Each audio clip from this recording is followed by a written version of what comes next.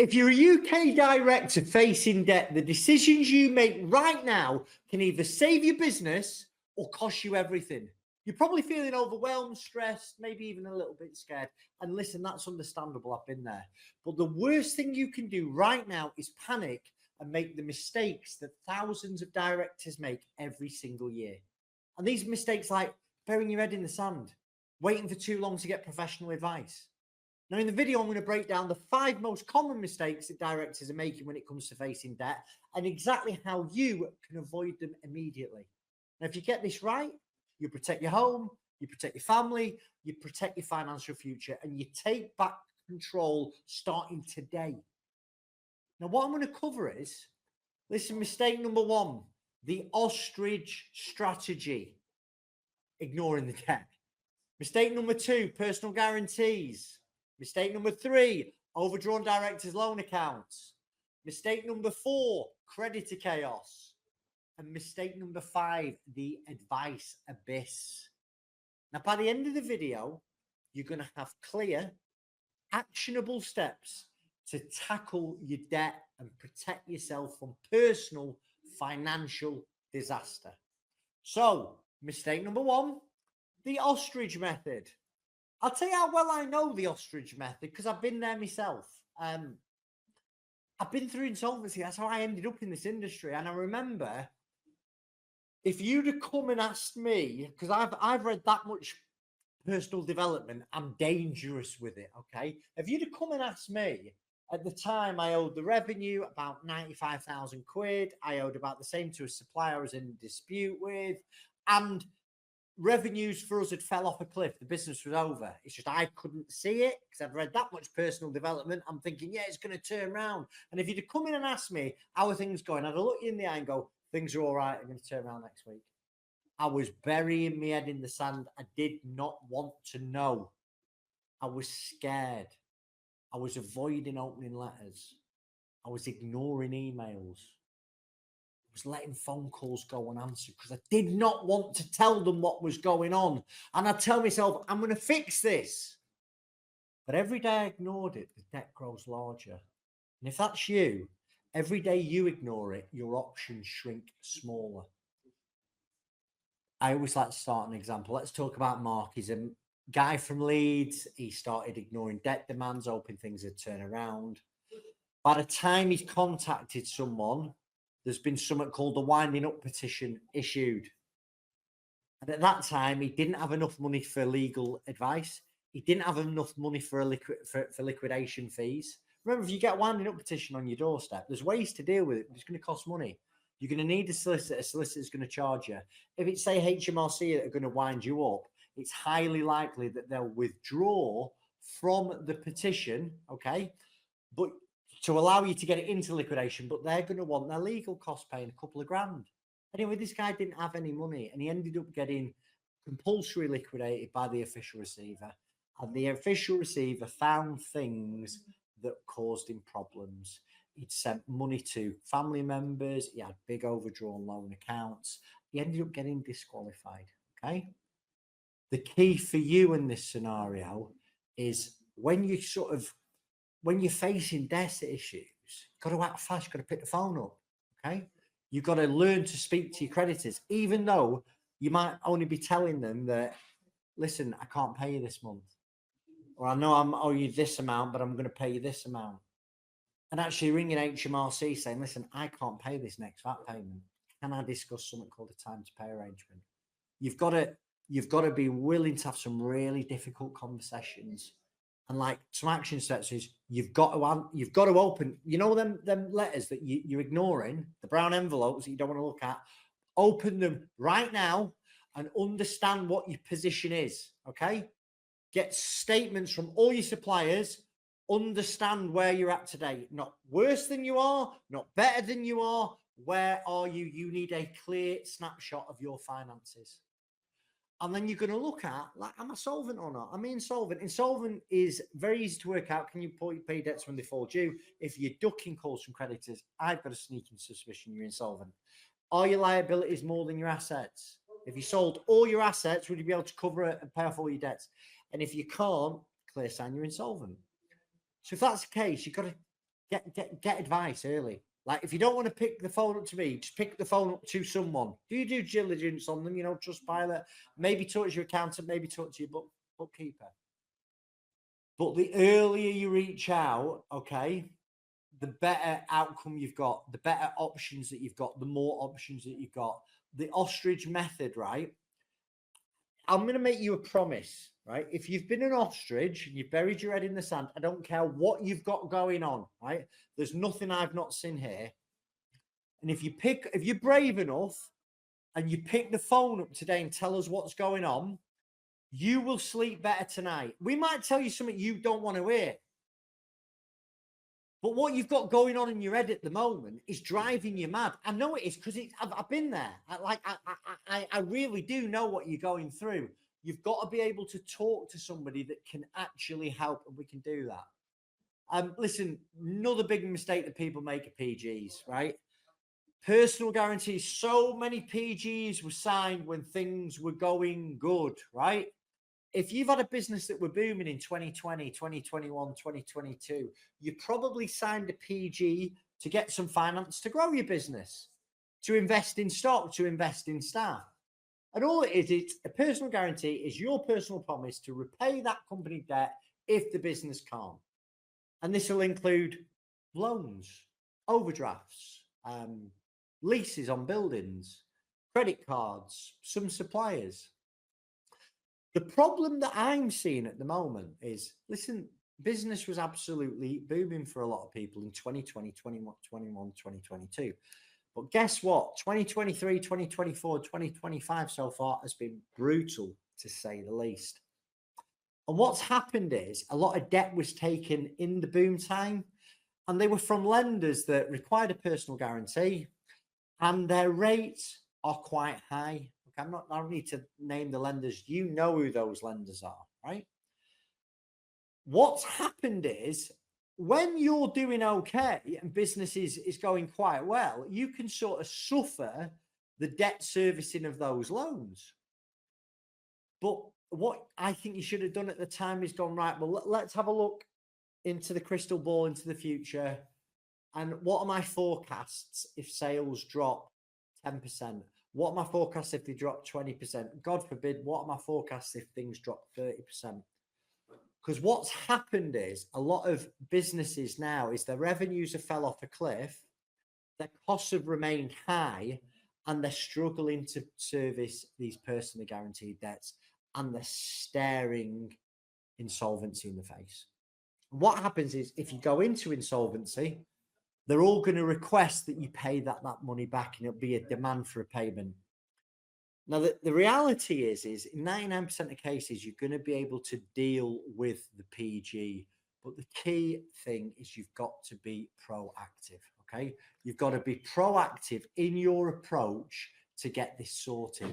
And you've got to be willing to have some really, really difficult conversations with your clients. You've got to understand where your personal guarantees are, okay? So we'll help you do that. If you send us over your agreements, we'll review them and tell you what your personal liability is going to be on them. And then once you've got them, once you understand what your PGs are, like your action steps is, you've got to start to speak to lenders, either pre-insolvency or certainly post-insolvency. And you've got to negotiate with them before it's too late. Now, the reality is the lender just wants their money back, whether it's an overdraft or a loan or a credit card. The reality is you'll be able to restructure those loans over a longer period of time. Now, banks on the high street are fairly easy to deal with. They're quite amenable. They're quite, you can generally do this yourself. You pay it over a period of time. So let's say you owe a 50 grand overdraft and you are personally guaranteeing. The bank will want to know what your proposals are for repayment. What you'll do is an income and expenditure and assets and liability, and you will make an offer to pay that loan over a longer period of time. Second tier lenders are a little bit harder to deal with. Some of them are a little bit more aggressive. They might go for a stat demand and try and put a charging order against your house. I think the key thing is with PGs, you've got to get expert advice to help manage that risk proactively. Okay, again, if you're worried about PGs, give us a call. We will help you out. Mistake number 3, overdrawn directors' loan accounts. Okay, one of the least understood and most dangerous areas of UK insolvency is overdrawn directors' loan accounts. And what it means is if you've taken money from your company without declaring it as a salary or having enough distributable profits to declare a dividend, that's a loan that you owe the company personally. Now, in a liquidation or in an administration, the insolvency practitioner will demand that you repay that loan. And if you can't repay that loan, they can potentially make you bankrupt. Big problem, right? So let's talk about how you understand what your position is. Because there'll be a lot of you out there watching this going, Chris, I have never taken a loan from the company. I don't know what you're talking about. We're told as directors, the way to pay yourselves is a combination of salary through the payroll, about 12 grand a year, and the rest in dividends. That is absolutely the best way for you to take money out of a limited company if you are making a profit, okay? If you have got HMRC arrears for the last few years, you are not making a profit because you're insolvent on the basis you can't pay HMRC. This is why a good bookkeeper or finance director is important. So you can review information on a monthly basis to find out if your company's making profit, and if it is making profit, how much of that profit can you take out of the business. So I'm going to help you understand what your issues are with directors' loans. First of all, let's talk some action steps. You want to check your director's loan balance immediately right now. Where are you going to find that out? Well, most people will go to their accounts, okay? And yeah, you go to your accounts and it'll be in the asset section or the debtor section, or there might be a section called directors' advances. And yes, you can check them. The problem with those statutory accounts is they're out of date. They'll probably be from at least a few months ago, maybe 18 months ago or 2 years ago. So they're about as much use as a chocolate tea cozy to make decisions on. They are just statutory accounts that you have to do by law. If you had a director's loan account, let's say 12 months ago, but you've continued taking money out of the company in the same manner that created the director's loan account, and the business position hasn't got any better or it's got worse, that director's loan account that you thought you had 12 months ago has increased. Now, the best way to understand where your director's loan account stands is to have accounting software. I use Xero because it's bloody easy to use. And you go on Xero, you go trial balance, and it will tell me all the assets of the company. It will tell me if I have an overdrawn loan account or if it's in credit, on the basis that I am updating the stuff regularly. Okay. If you have only got a last set of accounts, you've got a big problem. If you're not using management information, this is a problem that could get out of hand. So if I'm worried you're about a director's loan account, I don't mean to, but I'm glad I have done, because this is the problem where people lose their homes. Okay. So you'll be able to find out where your director's loan account is as of today on some type of accounting software if it's up to date. If it isn't, I suggest you give us a call and we'll help you understand your position. Now, if you've got an overdrawn loan account, the key for you is to speak with an insolvency practitioner about this issue before you make any decisions whether to work with them or not. Because if you don't deal with the director's loan account up front, what will happen is when the insolvency practitioner gets appointed, they're duty bound to ask for you to repay it back. I haven't got an issue with that. I really haven't. When a director is asked to repay a director's loan account, that's not the problem. The problem is you should be getting told about this a lot sooner. Where we're different, director first, is we will help you understand your director's loan position in full. We will then work with one of the insolvency practitioners and work out a plan for repayment. Now, obviously, if you can repay the loan in full, that's fantastic. It's very unlikely, though. We need to, in 90% of cases, negotiate a settlement with the insolvency practitioner. And the key for you is to get this done before you make any decisions as to whether or not you want to work with them or not. And the way that we get a settlement done in principle is we'll go through your income, your expenses, and most importantly, we'll go through your asset position. If you're in rented accommodation with very little income, very little way of personal assets, it's highly likely your director's loan account will be written off, or you'll make a token offer of payment and it will get accepted. And the reason is that insolvency practitioner, even if they accept a few £1,000s, that is a better realization than they will get if they force you down the legal action route. Now, if you are there with £1 million house with very little mortgage, this is a really big problem for you because your powers to negotiate are less. So in your scenario, again, we've got to go through what is your personal asset position? How much is your house worth? What is the mortgage? What's the available equity? But it doesn't just stop there. You know, you might have personal debts, you might have credit cards, you might have loans, you might have unpaid self-assessment. You might have personally guaranteed debts that will crystallize at the point of insolvency. And this all changes your personal net worth position. And the key thing is we go through everything. And I'm going to say this word, it's not to scare you, it's to help you understand.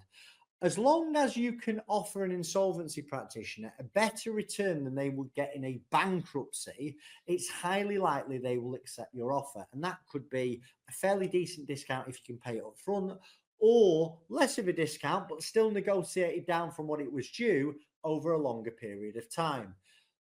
The key thing here, really, really important, you do not decide to liquidate with anyone until this has been dealt with. And what we do here, and it's fairly unique, we'll put everything in writing to you. We'll speak to one of the insolvency practitioners. We have 6 licensed insolvency practitioners that take our appointments, and we will get them to agree in principle what they're going to settle the director's loan account at. The reason why I say in principle is until they're appointed as liquidator, they can't make any decisions. But as long as you tell us the truth, we'll go and present that and we will negotiate on your behalf. Be careful though, because if you don't tell us the truth and stuff comes out of the woodwork, sadly the gloves will be off and it will end up costing you a lot more money. Okay. Mistake number 4, right? Credit chaos. You are stressed. I get that. Directors will often pay whoever shouts the loudest rather than prioritizing. Okay. So really HMRC and secured lenders, they will always come first. Paying family, paying friends, paying personally guaranteed loans ahead of other key creditors can lead to something called a preference payment, okay? It's a form of misfeasance. So let me give you an example. Let's call him Mike, okay? Mike had a construction firm and he decided to pay some of the loans that he personally guaranteed over his suppliers, over HMRC, and he paid his brother back some money, okay? He then went into liquidation, wasn't with us. The insolvency practitioner quite rightly spotted this.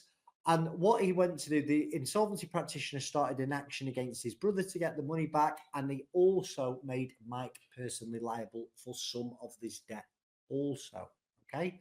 So the key thing is when you become insolvent, you've got to be really careful who you pay. Okay.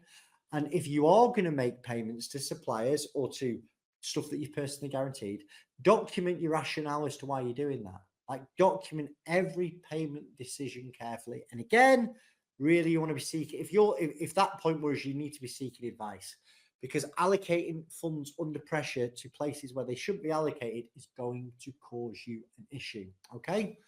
And mistake number 5, let's call it the advice abyss. If you wait too long to seek advice, that is a big mistake. Like genuinely, the sooner the act, the more options you have. And you might not like me. You might not like bold people who support Preston. So find someone else. There are some really, really good firms out there. But burying your head in the sand and not doing anything, all it does is it forces one of your creditors to take action against you. Okay? Like, we get it with HMRC a lot. HMRC are the largest petitioner of winding up petitions. And it's generally because they've just not heard anything. They've not heard anything and they've decided, well, we're not getting anywhere at all with John. We're just going to petition to wind him up. Once a petition lands on your doorstep, it's going to get a lot more expensive to defend and a lot more harder to solve. So please, at the first sign of trouble, reach out to someone, okay? Avoid DIY solutions, okay? If somebody is offering to buy your debt-ridden company for £1 and allow you to run off into the sunset, block them, okay? It's nonsense. It's a scam, okay? Think about it. Listen, if it's too good to be true, it normally is. Quick actions, right, means more solutions available to you. The sooner you're at, the less chance you've got of a personal risk, okay? Listen, book a call with us. We're free. We're confidential. The link's going to be downstairs in the comment section. And we've got a proven roadmap. Immediate financial assessment on day one. Know exactly where you stand. You pick the phone up to us, we'll tell you where you're at. We will explore all your options clearly. Will a liquidation work? What are the risks to a liquidation? Is a CVA a good idea? Can we restructure informally and just give you some advisory? Do you perhaps need to drop this business into admin? You've got to know your roots, okay? And then we help you create a plan. And we tailor it specifically to you and your business and your situation. So if there are going to be some personal liability, if there are going to be some PGs, if there is an overdrawn loan account, how are we going to deal with that once you get into liquidation? And we're going to do all of this for free. We're not going to charge you a penny so you understand. And we've got such a sneaky business model. We're going to do this because we hope by the end of it, we've differentiated ourselves from everyone out there. We've done loads of work without asking for a penny. And if you need to go through a process, we hope you're going to work with us. We will give you professional guidance at every step. We will pick the phone up. If you call us, we will answer. We have helped thousands and thousands of directors over the years, okay? Book a confidential call today. We're ready to help you right now. And subscribe for us for ongoing support and advice. At Director First, we put you, the director, first. So let's start solving your problem today. Thank you for your time. God bless you. Bye-bye.